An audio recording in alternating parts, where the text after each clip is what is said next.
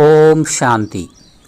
आइए सुनते हैं प्यारे बाप दादा की 17 जून 2023 की साकार मुरली के मधुर महावाक्य। मीठे बच्चे, तुम्हें बाप दादा की श्रीमत के डायरेक्शन पर चल देही अभिमानी बनना है। चित्र को देखते हुए भी विचित्र बाप को याद करना है। प्रश्न: किस एक बलिहारी के कारण तुम बच्चे लक्की स्टार्स गाए हुए हो? उत्तर: पवित्रता की बलिहारी के कारण। तुम इस अंतिम जन्म में पवित्र बन भारत को पवित्र बनाने की सेवा करते हो, इसलिए तुम लक्की स्टार्स देवताओं से भी ऊंच हो। तुम्हारा यह जन्म हीरे जैसा है। तुम बहुत ऊंच सेवाधारी हो। ब्रह्मा की आत्मा इस समय श्री कृष्ण से भी ऊंच है, क्योंकि वह बाप की बनी है। श्री कृष्ण तो प्रारब्ध भोगते हैं। गीत बजा है, आने वाले कल की तुम तस्वीर हो, नाज करेगी दुनिया तुम पर, दुनिया की तकदीर हो। ओम शांति। बाप कहे बच्चों प्रति, बाप भी निराकार, बच्चे भी निराकार हैं, परंतु यह जो साकारी चोला लिया है, इनसे पाठ बजाना है। ऐसे पाठ बजाने वाले बच्चों से बाप कहे, अब देही अभिमानी बनो, अपने को आत्मा निश्चय करो। ऐसे न कहो अहम आत्मा सो परमात्मा। यही तो तुम बाप को 84 जन्मों के चक्र में ढकेल देते हो। अपने को बाप समझ 84 जन्मों के चक्र में डाल दिया है। यह कहने से तुम रसातल में चले गए हो। बेड़ा डूबना शुरू हुआ। अब तुमको श्रीमत मिलती है। बच्चे जानते हैं 2 मत गाई हुई हैं। एक है श्रीमत, यही भगवान की श्रीमत अर्थात बेहद बाप की मत है। उन्होंने श्री कृष्ण का नाम डाल दिया है। वह तो रांग है। श्री कृष्ण को बाप नहीं कह सकते। बाप होते हैं 3। एक ऊंचे ते ऊंच परमपिता परमात्मा, आत्माओं का बाप। दूसरा है प्रजापिता ब्रह्मा। इनको परमपिता नहीं कहेंगे, यह तो प्रजा का पिता हो गया। इनका नाम भी बाला है। श्री कृष्ण को प्रजापिता नहीं कहेंगे। तीसरा है लौकिक बाप, बेहद का बाप कहते हैं। बच्चे देही अभिमानी भव। अब श्रीमत के तुमको डायरेक्शन मिलते हैं। दोनों की मत इकट्ठी चलती है।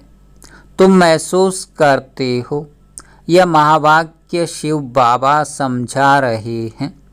त्रिमूर्ति शिव के बदले भूल से त्रिमूर्ति ब्रह्मा कह दिया है, परंतु इसका अर्थ कुछ नहीं निकलता। त्रिमूर्ति ब्रह्मा कहने से ब्रह्मा की मत गाई हुई है, शिव को उड़ा दिया है। कहते हैं ब्रह्मा भी उतर आए। अब ब्रह्मा तो सूक्ष्म वतन से आकर मत देवे। अब तुमने यह समझा है, प्रजापिता ब्रह्मा को व्यक्त ब्रह्मा कहा जाता है। तुम अभी व्यक्त ब्राह्मण हो, फिर अव्यक्त संपूर्ण ब्राह्मण बनते हो, फिर तुम सूक्ष्म वतनवासी ब्राह्मण बन जाएंगे। संपूर्ण ब्रह्मा, संपूर्ण सरस्वती दोनों सूक्ष्म वतन में वहाँ रहते हैं। विष्णु तो हैं ही युगल, दो भुजा लक्ष्मी की, दो भुजा नारायण की, अब यह मत तो नामी ग्रामी है। भगवान उवाच, ब्रह्मा को मत देने वाला है शिव, इनका नाम रखा है ब्रह्मा। ब्रह्मा है यहाँ पतित दुनिया में, इनको ऊंच नहीं कहना चाहिए। विष्णु के दो रूप लक्ष्मी नारायण फिर यहाँ स्वर्ग में आते हैं। देव देव महादेव कहा जाता है ना, तो महादेव हो गया शंकर। बच्चे तो समझते हैं शिव है ऊंचे ते ऊंच बाप, फिर सूक्ष्म वतन की रचना रचते हैं। मूल बात है श्रीमत पर चलना, ब्रह्मा भी श्रीमत पर चल इतना नामी ग्रामी बना। मुरब्बी बच्चा एक ही ब्रह्मा है, शिव बाबा भी एक, ब्रह्मा भी एक ही है। प्रजापिता ब्रह्मा कहा जाता है ना, प्रजापिता विष्णु व प्रजापिता शंकर नहीं कहेंगे। अभी तुम प्रजापिता ब्रह्मा के सामने बैठे हो। बाप कहते हैं ग्रस्त व्यवहार में रहते अपने को आत्मा निश्चय करो, निरंतर मुझे याद करने का पुरुषार्थ करो। फिर है त्याग की बात, ज्ञान भक्ति वैराग्य कहते हैं ना, वैराग्य से त्याग होता है। सन्यासी पहले वैराग्य दिलाते हैं कि यह कागविष्टा समान सुख है, इसलिए हम घर बार छोड़ते हैं। कहते भी हैं कि भारत सतयुग में स्वर्ग था, नरक में रहने वाले कहते हैं कि हम स्वर्गवासी थे। अभी तुम बच्चों की बुद्धि में है कि स्वर्ग में देवी देवता ही रहते थे।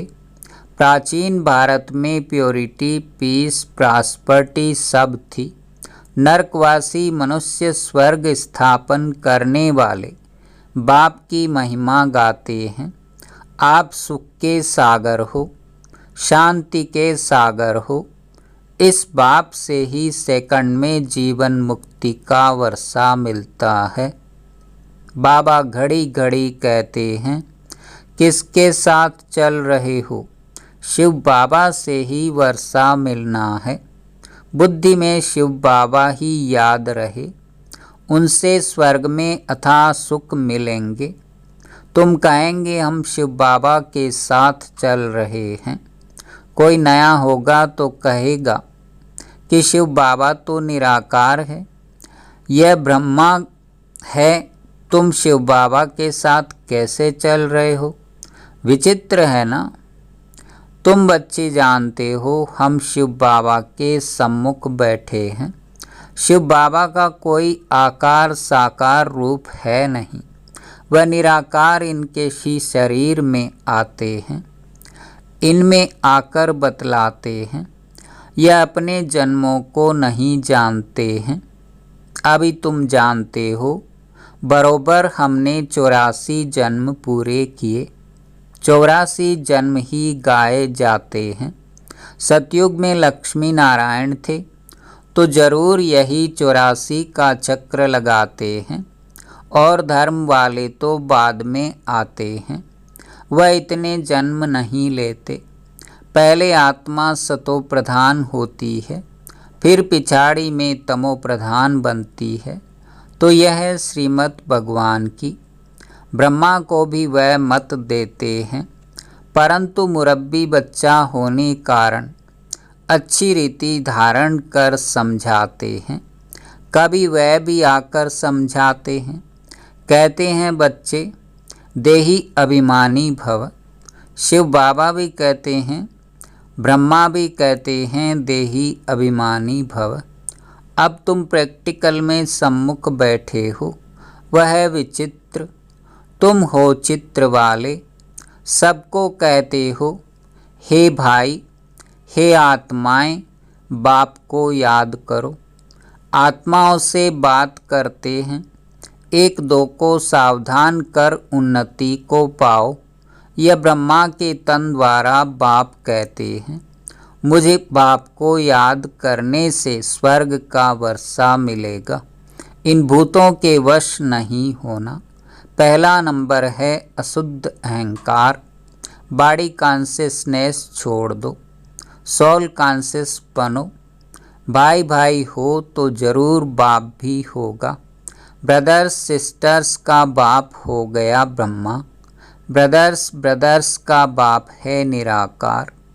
यह है साकार। हम सब असुल हैं निराकारी, फिर पाट बजाने आते हैं। यह श्री श्री शिव भगवान वाच। श्री कृष्ण की आत्मा तो सतयुग में थी, वह इस 84वें जन्म में बाप की आकर बनी हैं, तो श्री कृष्ण की आत्मा से भी यह अच्छी हुई ना, क्योंकि इस समय सेवा करते हैं। श्री कृष्ण की आत्मा तो सिर्फ प्रारब्ध भोगेगी, तो दोनों में कौन बड़ा, कौन ऊंचा हुआ? 84 जन्म में जो पहला जन्म वाला श्री कृष्ण है वह ऊंच, या इस समय वाला ब्रह्मा ऊंच?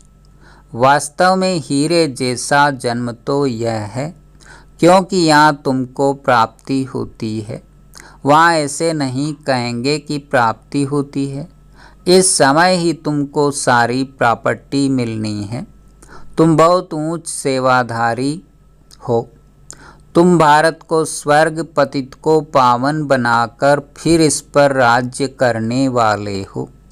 तुम हो लक्की स्टार्स। तब तो सब माथा टेकते हैं ना। ये सारी पवित्रता की बलिहारी है। इसलिए बाप कहते हैं काम महाशत्रु है। जिसने तुमको अपवित्र बनाया उनको जीतो। मुझ सर्वशक्तिमान के साथ जितना योग लगाएंगे उतना पवित्र होते जाएंगे। तुमने 63 जन्म विषय सागर में गोते खाए, अभी यह तुम्हारा अंतिम जन्म है। अजामिल जैसे पापी गाए हुए हैं। सतयुग में है ही एक पतिव्रता, पावन धर्म, सदैव सुखी सुख रहता है। यहाँ तो है पतित। सन्यासी पहले सतो प्रधान थे तो बहुत तीखे थे। कहाँ भी जंगलों में उनको भोजन मिलता था। पवित्रता की ताकत थी। ऐसे नहीं कि परमपिता परमात्मा शिव की ताकत थी। तुमको उनकी ताकत मिलती है। माया का राज्य शुरू होता है द्वापर से। 5 विकारों रूपी रावण का राज्य आधा कल्प चलता है। मनुष्य समझते नहीं कि पतित पावन कौन। गंगा को ही पतित पावनी समझ लिया है। परमात्मा को जानते ही नहीं। कह देते हैं कि परमात्मा और उनकी रचना बेअंत है। सतयुग की आयु लाखों वर्ष है। अगर ऐसा होता तो देवता धर्म वालों की संख्या ज़्यादा होनी चाहिए। अभी तो क्रिश्चियन लोग जो बाद में आए उन्हों की संख्या ज़्यादा हो गई है। ये बाप समझाते हैं। बुद्धि के लिए यह भोजन देते हैं। तुम्हारी बुद्धि अब कितना काम करती है। मनुष्यों की बुद्धि अब काम नहीं करती। रचता और रचना के आदि मध्य अंत को जानने का ताला बंद है। उनका है हद का संन्यास, हठ योग। तुम्हारा है बेहद का संन्यास, राजयोग। तुम राजाओं का राजा, स्वर्ग के मालिक बनते हो। इस समय जो पतित हैं वह थोड़े ही यह राज बताएंगे। गीता सुनाते हैं। 18 अध्याय का कितना लंबा अर्थ बैठ निकालते हैं। कितनी गीताएं बनाई हैं। सबकी अपनी अपनी मत है। गीता को समझ नहीं सकते। श्री कृष्ण भगवान ही नहीं, फिर गीता को समझें कैसे? कुछ भी समझते नहीं। अभी तुम जानते हो यह सब हैं ही भक्ति मार्ग के। 5 भूतों ने अजामिल जैसा पापी बना दिया है। नंबरवार तो होते ही हैं, एक जैसे तो होते नहीं। समझाया जाता है भगवान एक है। वह आकर राजयोग सिखलाते हैं। लक्ष्मी नारायण और उनकी डिनास्टी तमोप्रधान से सतोप्रधान बन रही है। वर्ल्ड की हिस्ट्री ज्योग्राफी फिर से रिपीट होनी है। पहले तो निश्चय चाहिए बाबा, बस अब हम तो आपकी ही श्रीमत पर चलेंगे। तुम बच्चों की तकदीर जग रही है, तुम विश्व के मालिक बनते हो और सबकी तकदीर सोई हुई है, बहुत दुखी हैं। आदि सनातन भारत स्वर्ग था, अब नहीं है। तमो प्रधान पतित बन गए हैं। पतित पावन परमात्मा को कहा जाता है। स्वर्ग में तो सबकी ज्योति जगी रहती है, दीपमाला कहते हैं ना। अभी तो उझाई हुई माला है। बाप कहते हैं यह मेरी आत्माओं की माला है। पहले आत्माओं की माला बनाता हूँ, फिर विष्णु की माला बनाता हूँ। शिव बाबा बनाते हैं ब्रह्मा द्वारा।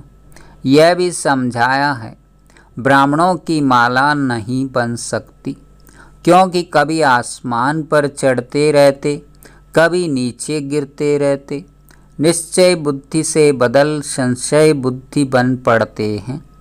आज पक्के ब्राह्मण हैं, औरों को आप समान बनाते हैं, कल शूद्र बन जाते हैं। इसलिए शिव बाबा कहते हैं ब्राह्मणों की माला बन नहीं सकती है। तुम पुरुषार्थ करते हो, रुद्रमाला बनेंगे, इसलिए योग लगाना है। योग पूरा होगा तो बुद्धि रूपी बर्तन पवित्र होगा, तो धारणा भी होगी। बाप को याद करने से तुम वर्षा लेते हो, तुम्हारी आँख वर्षे में चली जाती है।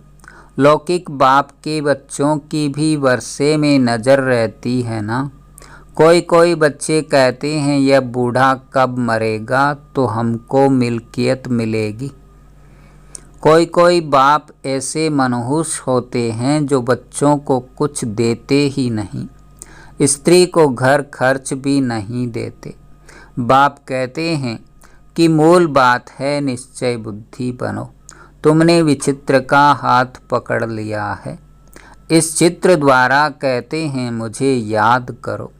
तुम्हारी जिन्न जैसी बुद्धि होनी चाहिए।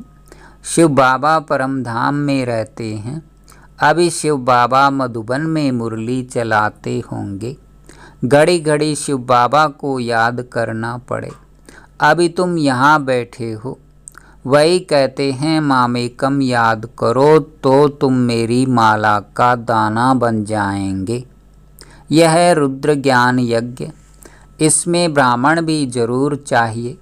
शास्त्रों में कोई यह लिखा हुआ नहीं है कि जगत अम्बा ब्राह्मणी थी। यह बाप ही समझाते हैं, परंतु माया भी बड़ी तीखी है। निश्चय होते होते माया फिर झट संशय में ला देती है। फिर श्रीमत लेने लिए बुद्धि चलती नहीं है। उनका पद भी भ्रष्ट हो जाता है। चढ़े तो चाखे वैकुंठ रस, गिरे तो चकनाचूर। प्रजा में भी कम पद, तुम हो लक्की ज्ञान सितारे। तुम्हारे ऊपर बहुत रेस्पॉन्सिबिलिटी है। बाबा कहते हैं खबरदार रहना, विकार में नहीं जाना। तुम्हारा धंधा है पतित को पावन बनाने का। कोई को भी दुख मत दो, सदा सुखी बनाना है। बाप बच्चे बच्चे कहकर समझाते हैं, फिर भी बुजुर्ग हैं। इनकी आत्मा को भी बच्चा कहेंगे। ये आत्मा भी उनको बाप कहती है। कदम कदम श्रीमत पर चलना है। सेंटर सब शिव बाबा के हैं, किसी मनुष्य के नहीं। शिव बाबा ही इन द्वारा स्थापना कर रहे हैं। अच्छा, मीठे मीठे सिकिलधे बच्चों प्रति माता पिता बाप दादा का याद प्यार और गुड मॉर्निंग। रूहानी बाप की रूहानी बच्चों को नमस्ते। हम रूहानी बच्चों की रूहानी बाप दादा को याद प्यार गुड मॉर्निंग और नमस्ते। धारणा के लिए मुख्य सार। पहला, बुद्धि को रोज ज्ञान का भोजन दे, शक्तिशाली बनाना है। योग से बुद्धि रूपी बर्तन पवित्र बनाना है। दूसरा, हमने विचित्र बाप का हाथ पकड़ा है। इस निश्चय से घड़ी घड़ी बाप को याद करना है। कोई को भी दुख नहीं देना है। वरदान, रियलाइजेशन द्वारा निर्बल से शक्तिशाली बनने वाले मास्टर सर्वशक्तिमान भव। मानव जीवन की मानवता का आधार आत्मा पर है। मैं कौन सी आत्मा हूँ, क्या हूँ? यदि यह रियलाइज कर लें तो शांति स्वधर्म हो जाए। मैं श्रेष्ठ आत्मा हूँ, सर्वशक्तिमान की संतान हूँ। यह रियलाइजेशन निर्बल से शक्तिशाली बना देती है। ऐसी शक्तिशाली आत्मा व मास्टर सर्वशक्तिमान आत्मा जो चाहे जैसे चाहे वह प्रैक्टिकल कर सकती है। स्लोगन, जो मनसा महादानी हैं वह कभी भी संकल्पों के वश नहीं हो सकते। ओम शांति, ओम शांति।